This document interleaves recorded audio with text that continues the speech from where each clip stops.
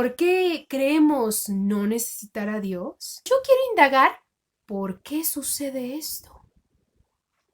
Y esta lupa me recuerda a un investigador privado, los cuales para resolver un crimen tienen que hacerse preguntas tales como ¿cuándo? ¿Dónde? ¿Cómo? Pero la pregunta más importante que se hacen es el por qué, la motivación que lleva a alguien a cometer un crimen. Y el por qué que vamos a contestar hoy es ¿por qué Dios mandó a Jesús a esta tierra? Jesús vino para salvarnos, pero para entender esto, quiero que te imagines estas dos situaciones.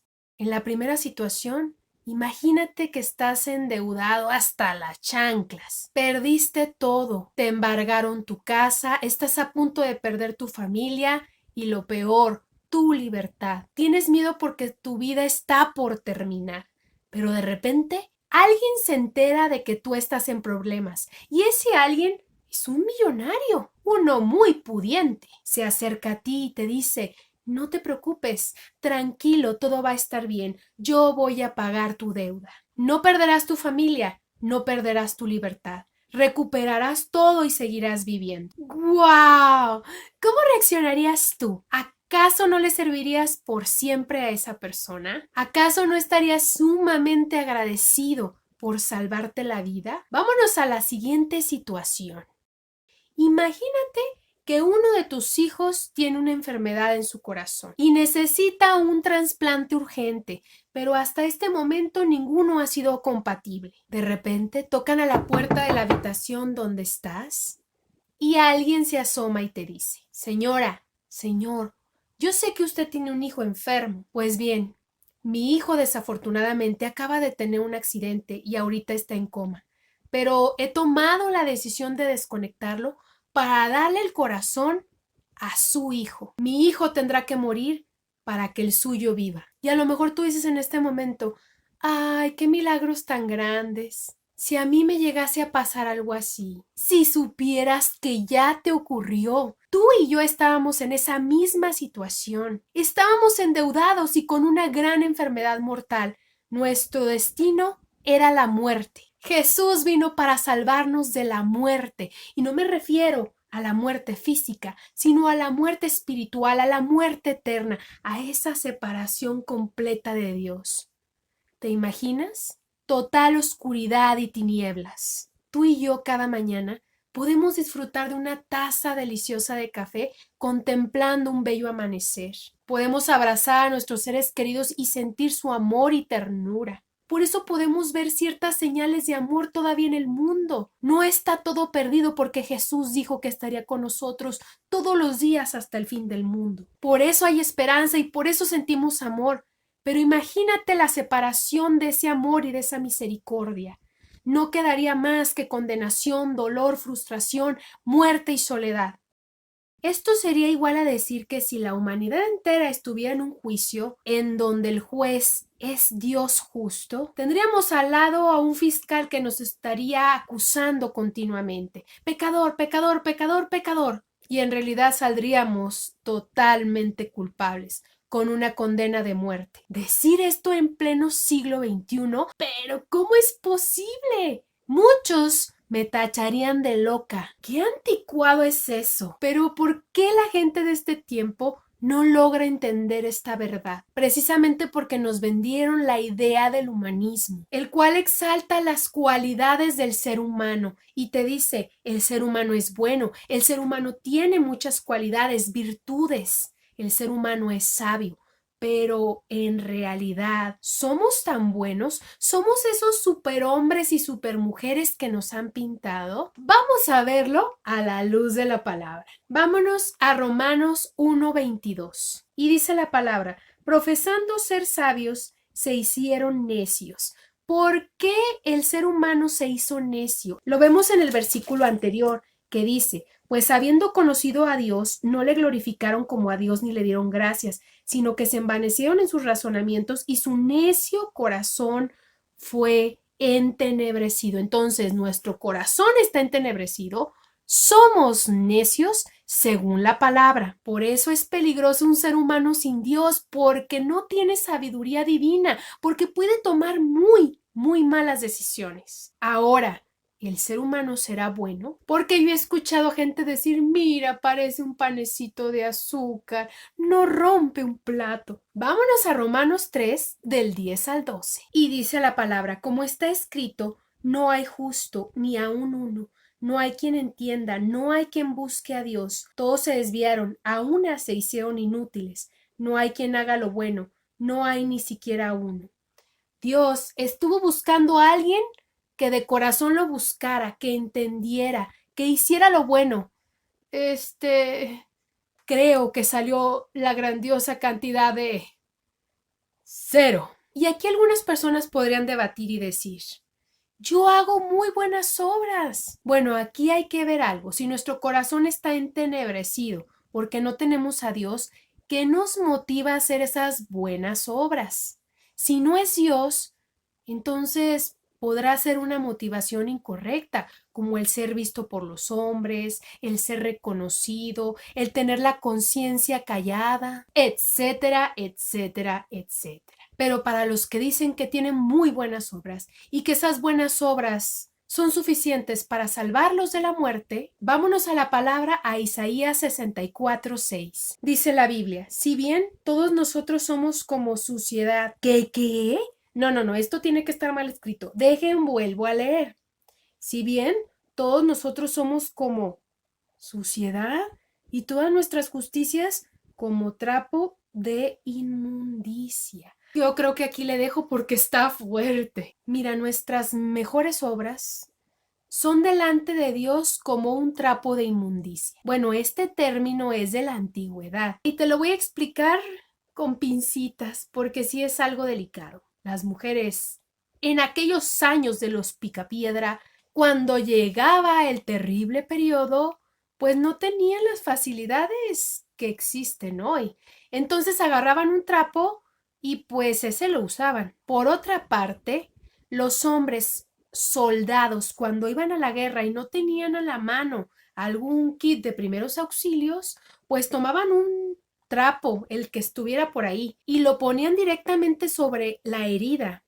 Entonces este trapo se llenaba de sangre y como era el único trapo que tenían, pues se llenaba de pus y como era el único trapo que tenían, pues gusanos. Ese era el trapo de inmundicia que habla Isaías. Entonces, si nosotros pretendemos alcanzar algo por nuestras obras, es como venir delante de Dios y decirle, mira, aquí están mis maravillosas obras. Ay, dejen vomito. Es que es verdad. Ahora, por otra parte, no nada más es el humanismo que nos ha vendido el super yo. Eres un hombre con mucho potencial. Eres una mujer virtuosa, buena, generosa. No nada más eso. También tenemos otras corrientes como la nueva era, que dicen que el hombre puede transformar todo con su mente. El poder de la mente. ¿Será? ¿Qué dice la palabra al respecto? En Romanos 1 habla de que Dios le dio al ser humano una mente reprobada porque no tuvieron en cuenta a Dios para glorificarlo como Dios y para darle gracias. Entonces, su mente se entenebreció, hubo corrupción y tache, quedó reprobada. Tenemos pensamientos corrompidos. Esto lo vemos cuando una persona a lo mejor le da un ataque de ansiedad y llega a tener pensamientos que nunca había tenido. A la mente la tenemos que renovar, a los pensamientos los tenemos que llevar cautivos a la obediencia de Cristo. Entonces, no tenemos ningún poder mental. Y para probarles bíblicamente que el ser humano es más malo que la carne de puerco, vámonos a Romanos 7, 14 al 21. Y yo sé que en mí, esto es, en mi carne, no mora el bien, porque el querer el bien está en mí, pero no el hacerlo. Si te das cuenta, el ser humano está lleno de buenas intenciones, pero del dicho al hecho hay mucho trecho. Significa que esas intenciones las tenemos, pero no las llevamos a cabo. Queremos la paz mundial y que el hambre se acabe, pero cuando llega a tocarnos a la casa una persona indigente, ni le abrimos. ¿Te das cuenta de la necesidad tan grande que tenemos de Dios? ¿Te das cuenta de lo débiles que somos? No podemos tomar buenas decisiones sin Dios. No podemos ni siquiera hacer buenas obras con una motivación correcta, apartados de Dios. Y para comprobarte que no somos ni buenos ni tomamos buenas decisiones, ¿qué te parece si hacemos un experimento? Y va a ser bien sencillito. Vas a ver las siguientes imágenes y me vas a decir qué se te antoja más. Y aquí tenemos una deliciosa hamburguesa con doble queso, doble carne, con unas papas a la francesa cubiertas de salsa katsu. Y por otro lado tenemos, para cenar, un caldito de verduras con doble porción de chayote, doble porción de calabacita y de brócoli. ¿Qué eliges? Pues es obvio, la hamburguesa. Pues porque sabe rico y porque da placer al paladar. Esto a sabiendas de que nos hace mejor el caldito de verduras. Nuestra tendencia es al mal. Y es que hay un problema de percepción en todo esto. Por una parte tenemos al hombre. El hombre y su percepción. No, yo soy re buena gente. Yo no le hago daño a nadie. Yo no soy ni asesino, ni ratero, ni secuestrador. Y por otra parte, la percepción de Dios, para quien el pecado es pecado y él no tiene clasificaciones del mismo, ni tampoco tiene tonalidades grises. Para él, o eres santo, es decir, el color blanco, o eres pecador, el color negro. No hay puntos medios. Entonces, al final de la vida del hombre, cuando se encuentre cara a cara con su Creador, ¿cuál es la opinión y la percepción que va a contar? ¿La nuestra o la de Dios? Fácil y duro de decir. Hay caminos que al hombre le parecen derechos, pero su fin es camino de muerte. Y eso de ponernos a compararnos con alguien más porque nuestro pecado no es tan grave, es como decir lo siguiente: yo no soy como aquel porque aquel es un asesino. Sí, en efecto, no somos como esa persona, pero te voy a decir por qué. Porque nosotros a lo mejor fuimos criados de diferente manera, a lo mejor tuvimos una familia, se nos inculcaron valores, principios, se nos enseñó a perdonar, a amar, y a lo mejor esa persona que ahora estamos juzgando, esa persona creció con odio, con resentimiento, sus padres lo abandonaron. ¿A qué voy? Voy a lo siguiente, que si nosotros hubiésemos crecido bajo las mismas condiciones que esa persona, hubiéramos hecho exactamente lo mismo. ¿Por qué? Porque somos todos pecadores y somos todos hechos de carne y hueso y tendemos todos al mal. Por eso no podemos comparar nuestro pecado con el del otro. Bueno, ¿y por qué Dios aborrece y abomina el pecado? Porque el pecado tiene 4 características. Número 1, es engañoso, se disfraza, es decir, se disfraza como algo bueno. Te voy a poner el siguiente ejemplo. Otra mujer podría ser engañada con el pecado y decir: bueno, ya no quiero al hijo de mi vientre. ¿Por qué? Porque soy muy joven y porque tengo mucho camino por delante y pues tengo que lamentablemente pues decirle adiós, sí me entienden, ¿verdad? Decirle adiós al hijo de mi vientre que está por nacer, que está, bueno, en periodo de gestación. ¿Por qué? Porque pues no estoy preparada, yo no le podría dar una buena vida. Además, quiero hacer muchas cosas por la humanidad y quiero ayudar. Entonces, ahorita pues interfiere en mis planes. Entonces, a nuestra percepción, todo parece bueno, pero todo eso nos está llevando a la muerte. Número 2, el pecado es adictivo. ¿Cómo empieza una persona a generar adicción? Con un poquito de droga y después quiere más y más y más y más hasta que termina matándolo. Hay personas que dicen: ay, yo puedo dejar de fumar cuando yo quiera. ¿Pero por qué no pueden? Porque ya están atados al pecado, porque están hechos esclavos del pecado. Número 3, el pecado todo lo destruye. Y es como el rey Midas, que todo lo que tocaba lo convertía en oro, pero el pecado todo lo que toca lo destruye. Te lo explico de la siguiente manera. ¿Por qué llora el niño? No, pues el niño está llorando porque su mamá se fue a trabajar y lo dejó solo. ¿Y por qué su mamá se fue a trabajar y lo dejó solo, ¿no? Pues porque el papá es alcohólico y los abandonó. ¿Y por qué el papá es alcohólico y los abandonó? No, pues porque vivió una situación muy difícil en su casa, lo corrieron de la casa de muy pequeño y pues ahí agarró el vicio. Y así nos podríamos ir, cómo el pecado destruye vidas completas.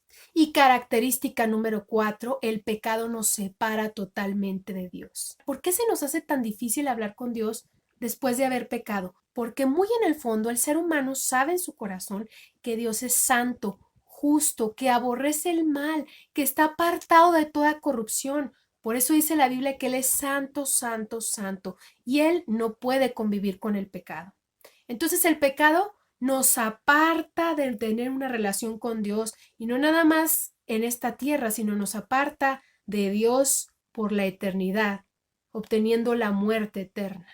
Y bueno, creo que ya fue suficiente de malas noticias. La buena noticia está en Juan 3:16, porque de tal manera amó Dios al mundo que ha dado a su Hijo unigénito para que todo aquel que en él cree no se pierda, mas tenga vida eterna. Dios mismo se hizo carne, se despojó de su gloria, de su riqueza, de todo lo que él era, para hacerse hombre, para obedecer al Padre y para morir por nuestros pecados. Todo esto para que no te pierdas tú y para que no me pierda yo. Dios no quiere que nadie se pierda, sino que todos corramos al arrepentimiento. Yo te hago una pregunta, un paréntesis. ¿Has estado alguna vez en una fiesta bastante ruidosa, donde hay mucha alegría, mucha comida? Pues bueno, déjame decirte que eso no se compara con el gran gozo que hay en el cielo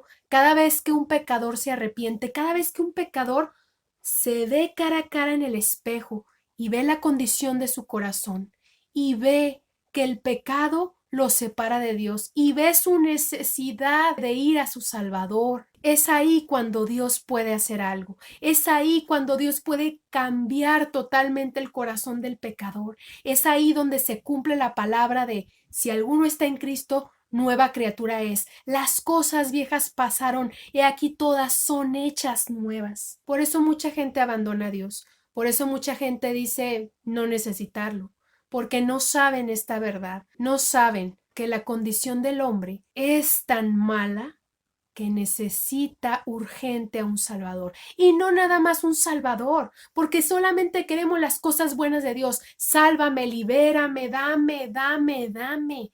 Pero se nos olvida que para ser salvos hay que recibir a Jesús y hay que confesarlo como nuestro Señor. Que si confesares con tu boca que Jesús es el Señor y creyeres en tu corazón que Dios le levantó entre los muertos, serás salvo. Y no me refiero nada más a decir, sí, tú eres mi Señor, sino en realidad hacerlo tu Señor, obedecerlo en todo. Si la palabra dice que yo perdone, pues lo voy a hacer por amor a mi Señor. Pero en realidad muchos no quieren obedecer, simplemente quieren el beneficio del Salvador. Y bueno, qué tremenda verdad. Vimos una mala noticia seguida de una muy, muy buena noticia. Y bueno, amada persona, hemos llegado al final de Cero Cuentos. Esperemos haberte despejado esta pregunta. ¿Por qué la gente cree que no necesita de Dios? Te esperamos en la próxima emisión de Cero Cuentos.